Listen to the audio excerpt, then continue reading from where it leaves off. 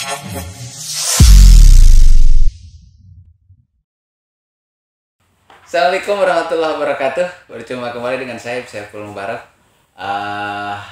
Sahabat-sahabat sekalian, teman-teman sekalian, saudara-saudara warga Nahdlatul Ulama, berjumpa kembali pada kesempatan kali ini. Seperti biasa, kita berbincang tentang tentang kemanusiaan, tentang segala hal yang ada di lingkungan kita, yang mudah-mudahan kita perbincangkan, kita sama-sama mengambil hikmah dan manfaat dari apa yang kita perbincangkan.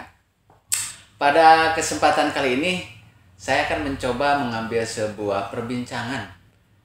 Ini bulan Agustus, milad kemerdekaan Indonesia.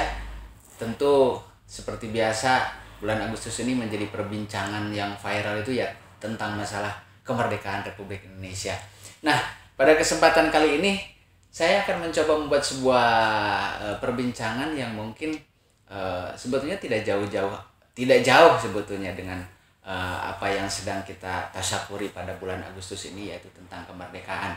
Pada kesempatan kali ini saya ingin berbicara tentang masalah penelusuran sejarah. Tentu saja kita memahami kemerdekaan, menikmatinya tentu lewat penelusuran sejarah pastinya. Dan pada kesempatan kali ini tamu istimewa kita kali ini telah hadir, Kang Iip Dzulkifli Yahya, gitu. Wilujeng Sumping Kang di Tasik. Sebetulnya mungkin untuk warga Tasikmalaya, warga Nahdlatul Ulama Tasikmalaya tentu tidak asing dengan Kang Iip. Dia seorang sejarawan, salah satu dari sedikit kader Nahdlatul Ulama yang memang concern di soal-soal sejarah. Kang, kalau kita berbicara sejarah, tentu kita berbicara tentang apa yang kita telusuri dari masa lampau. Ya. Nah, dalam hal ini sejauh mana pentingnya sebuah sejarah untuk kelangsungan sebuah bangsa? Dalam upaya kita untuk melangkah ke depan, tentu kita harus tahu dari mana kita berpijak. Nah, sejarah itu, pemahaman tentang sejarah itu akan membantu kita untuk menemukan pijakan itu, sehingga kita akan melangkah, kita melakukannya dengan tepat, menuju ke satu tujuan yang tepat. Nah, sejarah memandu kita untuk menemukan titik pijak itu. Dalam tradisi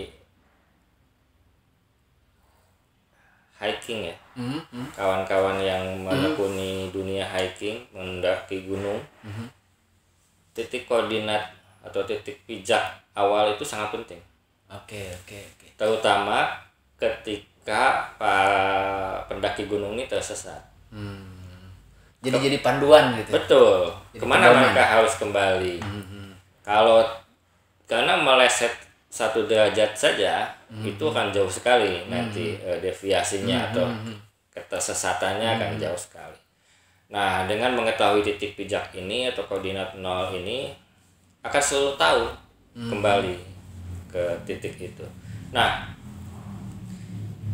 misalnya dalam perjalanan Nahdlatul Ulama di Tasikmalaya, katakanlah sejak awal tahun 30-an. Ini kalau dalam peta perkembangan NU dibandingkan dengan di Jawa Timur, Jawa Tengah, dan tempat lain gitu. Ini Kabupaten Tasik ini sudah sampai mana sih dalam ber-NU ini? Gitu. Nah, ini kalau sejarahnya tidak diketahui, ya tidak pernah akan tahu. Jadi kita tidak pernah tahu ini kita ini maju atau tidak atau mundur. Nah, itu. Nah, sejarah memandu kita. Oh iya. Dari sisi bangunan fisik maju dong.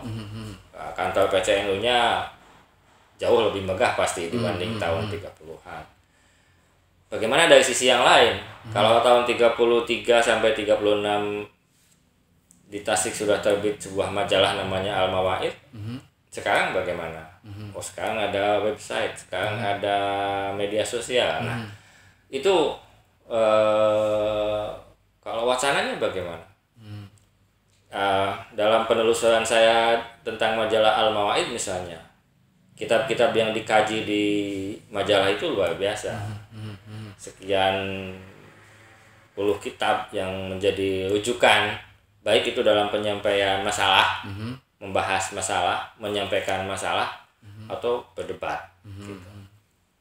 Nah, minimal di medsos PCNU hari ini atau di dalam Bahsul Masail yang dilakukan PCNU, kitab-kitabnya tetap atau meningkat atau bagaimana? Nah, ini kita tidak mungkin tahu kalau tidak ada pemahaman tentang sejarah masa lalu. Memang kita akan hidup ke depan, tetapi supaya perjalanan kita ini tidak tersesat dan tidak menyesatkan, maka pemahaman sejarah masa lalu itu penting. Makanya kawan-kawan pengelola majalah Historia itu punya tagline, masa lalu selalu aktual. Gitu. Tapi kan begini, tentu panduan itu sendiri kan kita berbicara validitas. Ya. Nah, ada pameo yang mungkin sangat dikenal bahwa sejarah itu hanya mencatat para pemenang. Ya. Artinya kan bahwa ada dialektika, ada dinamika dalam soal-soal penelusuran sejarah. Itu bagaimana kan agar sebuah sejarah itu memang sejarah yang benar gitu. Lalu kita jadikan panduan, atau ternyata memang sejarah ini ternyata bisa diklasifikasikan tidak benar, bagaimana kita menyikapi itu? Ya makanya ada studi ilmu sejarah untuk memandu kita supaya bisa menyaring sebelum kita sharing, katanya kan begitu sekarang itu istilahnya. Ya, ilmu sejarah itu yang akan memandu kita di dalam memilah-milah data. Dari sekian banyak data, mana ini yang mau kita ambil. Kalau tidak ada data, lalu bagaimana sikap kita? Termasuk juga visi. Ketika kita misalnya mau menyusun sejarah besar NU Tasikmalaya, ini visi kita apa? Visi kita ini mau mencari perbedaan NU dengan kelompok lain di Tasik, atau justru malah kita mau mencari titik temu. Nah, nanti visi itu akan membedakan kita dalam mulai dari pencarian datanya, menentukan narasumbernya, dan juga dalam mengolah. Jadi visi itu penting. Nah, saya mengusulkan supaya visinya adalah mencari titik temu. Bahwa pernah ada perbedaan pada masa suatu ketika, ya itu harus dilihat pada konteks situasi yang mendukung perdebatan itu terjadi. Ketika sekarang ini yang dibutuhkan adalah konsolidasi, maka tentu hujah yang dipakai untuk saat ini adalah bersama-sama gitu ya, atau ukhuwah Islamiyah, ukhuwah Watoniyah, dan ukhuwah Basyariahnya yang dipakai. Karena alasan untuk berdebat itu sudah tidak ada lagi seperti pada masanya tahun 30-an. Nah, akhir-akhir ini kan ada sebuah situasi menarik, dan tentu saja ini sebuah situasi positif gitu, bagi warga Tasikmalaya, yang dilakukan oleh beberapa kader mudanya gitu. Ada beberapa di antaranya yang memang sedang berupaya penelusuran sejarah terhadap tokoh-tokoh para sepuh, para ulama sebelum kemerdekaan dan pra kemerdekaan, pasca kemerdekaan. Nah, Akang tentu salah satu orang yang mungkin saya kira sedikit dari kader Nahdlatul Ulama yang memang concern dalam soal penulisan biografi sejarah gitu. Kalau tidak salah Akang pernah menulis biografi Pak Oto Iskandar Dinata ya, kemudian Pak Ilyas Ruhyat gitu. Buku yang bestseller luar biasa itu. Kalau tidak salah bahkan sebelum Pak Oto sempat saya baca Akang pernah Jaksa Kang? Jaksa Agung Suprapto. Jaksa Agung Suprapto. Nah Kang, dalam penelusuran tokoh-tokoh ini, dalam pengalaman Akang sendiri, biasanya kesulitan yang paling besar itu ataupun cara pandang Akang untuk meneliti biografi seseorang itu apa sih yang biasanya menjadi sebuah landasan? Saya sangat mementingkan tadi visi ya. Visi. Jadi si tokoh ini mau kita tempatkan sebagai apa sih di dalam perjalanan sejarah besar ini gitu. Misalnya ketika saya menulis Ajengan Cipasung, karena sebagai penghargaan kita kepada ulama Sunda yang pernah menjadi Rois Am, gitu. Ini menempatkan beliau sebagai apa sih? Gitu. Pada saat itu, maaf yang saya potong. Pada saat itu Pak Ilyas masih Jumeneng ya, masih ada. Oke. Masih. Saya tanya karena yang waktu itu saya masih tinggal di Jogja. Kang Acep Jam-Jam khusus datang ke Jogja menemui saya gitu. Saya tanya apa yang harus ada di buku itu tentang Apih gitu ya, tentang Ki Ilyas. Pokoknya mah cenah aya NU-an, aya pesantrenan, pesantren, aya Sundaan. Okay. Nah, Kang Acep karena melihat saya cukup concern pada studi sejarah Sunda, maka beliau meminta saya untuk menulis itu karena dianggap saya memahami konteks hubungan antara pesantren dan Sunda. Nah, jadi 3 itu dari keluarga ya yang diwakili oleh Kang Acep. Saya sendiri kemudian melakukan satu eksplorasi yang cukup lama sampai kemudian saya menemukan ini saya mau apa sih gitu, mau menulis seperti apa. Saya pikir tidak kurang dari 6 bulan ya. Tapi selama 6 bulan tuh saya terus mencari data ya. Istilahnya apa? Digging ya. Digging. Penggalian. Kebetulan waktu itu kita sudah saya menulis itu 90 tahun 2006 ya. 2005 berarti saya mulai. Jadi itu selesai 1 tahun. Waktu itu diuntungkan dengan ada satu project dari Ohio University yang mengumpulkan semua pemberitaan yang ada di media di Indonesia. Ini dikumpulkan dalam sebuah web.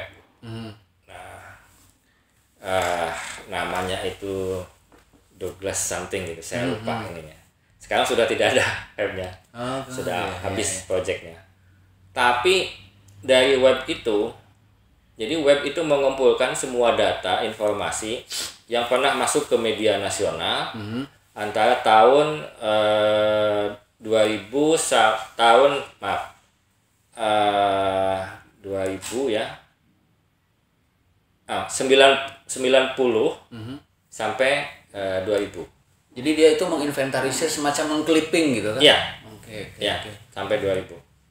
Jadi dia ya mungkin orang Amerika ya sudah tahu ya akan terjadi sesuatu 98. Jadi sejak ini sudah dikumpulkan beritanya. Jadi 90 itu apa saja. Nah, Muktamar Cipasung kan terjadi di 94 ya. 94. Nah, kemudian kerusuhan Tasik 96 kan. Nah, jadi itu masuk semua. Saya pikir entry yang menyebut Ki Ilyas, saya rasa ya sekitar 500 artikel. Banyak sekali berarti. Iya. Hanya untuk seorang Kiai Ilyas. Iya. Karena beliau tokoh nasional. Itu memudahkan sekaligus menyulitkan. Memudahkannya? Datanya banyak. Tapi menyulitkannya. Makanya ini beliau mau diposisikan di mana dengan data sebanyak itu. Kalau tidak ada posisi yang kuat, pesannya tidak sampai. Nah, jadi saya ya mungkin 6 bulan lebih ya, karena menulis bukunya sendiri hanya 3 bulan. Oh gitu. Ya. Berarti penelusurannya ini yang betul, panjang. sama menentukan ini mau apa, yang mau saya sampaikan apa gitu. Saya sudah dapat semua yang ditanyakan oleh wartawan kepada Ki Ilyas itu saya sudah dapat, mulai riwayat hidup anaknya, perjalanannya, kemudian hampir semua ya. Dan ini memang pengalaman, setiap buku kan punya pengalaman unik ya. Iya. Nah, saya hanya bertanya satu pertanyaan saja ke Ki Ilyas itu. Apa itu? Ya, jadi karena semua kan sudah ditanyakan oleh macam-macam wartawan kan, ya, termasuk majalah Aula apa namanya yang sampai tiap majalah macam-macam ininya. Saya cuma tanya satu saja, pangasa upami curhat sok kasaha gitu. Ini yang belum ditanyakan oleh semua media itu. Belum ada, mungkin nggak kepikiran mereka tanya. Bagi saya penting, karena orang yang tidak pernah marah, gitu. Jadi saya itu banyak wawancara dengan para putranya dan terutama dengan Ibu Ilyas, dengan ibunya Dede itu banyak sekali, sehingga banyak hal yang sudah saya dapat informasi personal lah, pribadi. Jadi saya hanya satu aja saya tanya. Oh iya katanya, saya kalau ada apa-apa saya tanya ke sepupunya ya, namanya Kiai Ishak Solih, dosen di IAIN dulu. Saya tanya ke Pak Ishak, saya temui karena dosen saya di IAIN, dosen ngajar Pancasila beliau. Pak, saya Ilyas upami curhat ke Bapak. Oh mohon cenah. Kayak Bapak ulah ketik. Udah panjang ini kan jadi itu sisi manusiawi Ki Ilyas yang tidak pernah ada di media manapun gitu. Nah, itu saya dapat dari Ishak Solih. Nah, itu jadi di dalam menulis biografi ini saya selalu mencoba mencari sisi-sisi kemanusiaannya, sisi manusiawi yang khas di orang itu, di tokoh itu, yang tidak ada di tokoh lain gitu. Ya Ki Ilyas ini kan tough ya, usia 15 tahun sudah menggantikan ayahnya mengajar gitu kan, santrinya jauh lebih dewasa kan gitu, tough sekali. Kemudian saya punya deskripsi apa yang beliau lakukan dalam seminggu ya, pengajian jam sekian terus itu ada di, saya lupa ya detailnya, tapi ada di buku itu, menunjukkan betapa Ki Ilyas itu waktunya adalah untuk pesantren NU. Makanya pantas kalau Ibu Ilyas itu mengatakan saya ini istri ketiga. Jadi istri pertamanya NU, istri keduanya pesantren, nah beliau istri ketiga. Itu. Jadi pantas. Karena dilihat kesehariannya itu rutinitasnya luar biasa. Nah, akhirnya saya mencoba menggabungkan apa yang diinginkan oleh Kang Acep itu.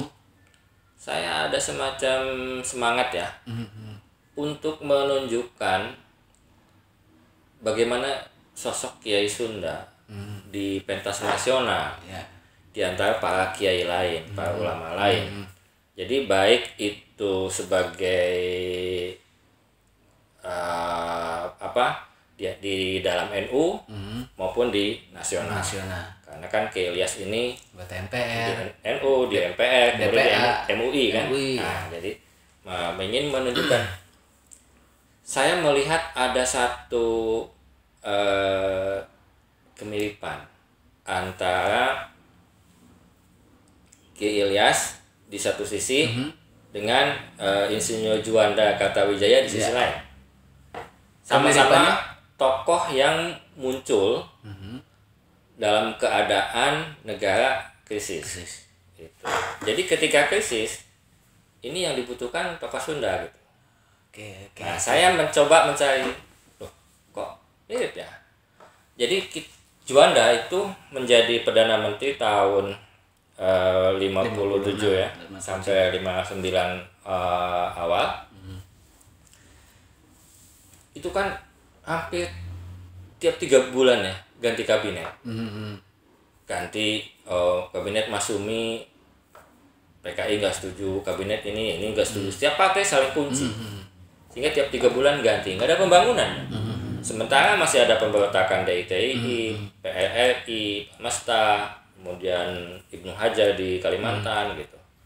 Ini judek kalau kata orang Jawa sekarang kan. Ya sudah, akhirnya dipilihlah Juanda yang tidak punya partai. gitu. Yang tidak punya partai. Ternyata semua tidak ada masalah gitu. Nah, kenapa semua partai ini setuju? Nanti jawabannya ya bagi saya itu saya temukan ketika Kiai Ilyas terpilih sebagai pejabat Islam di Lampung. Munas Lampung tahun 92. Jadi kan akhirnya semua partai menerima. Nah, dalam 2,5 tahun Juanda itu bisa bekerja dengan sangat efektif. Pemberontakan selesai gitu ya. Kemudian Soekarno-Hatta yang tadinya tanggal menjadi kembali menyatu dan menandatangani kesepakatan sama. Lalu Juanda mengundang seluruh wakil tokoh dari setiap daerah provinsi untuk datang ke Jakarta dan membuat satu rembuk nasional untuk menentukan bangsa ini ke depan.